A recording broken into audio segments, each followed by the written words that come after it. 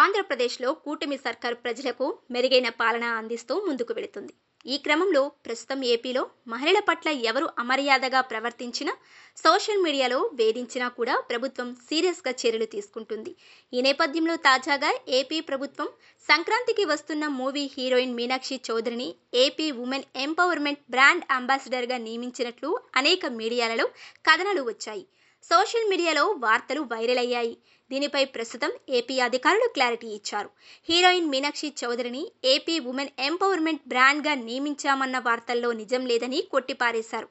అయితే ఏపీ ప్రభుత్వం మొదట మహిళా సాధికారతకు బ్రాండ్ అంబాసిడర్గా ఒక నటిని నియమించాలని భావించిన మాట వాస్తవమే, కానీ ఇప్పుడు ఆ ప్రణాళిక నుండి వెనక్కి తగ్గిందని అధికారులు స్పష్టం చేశారు.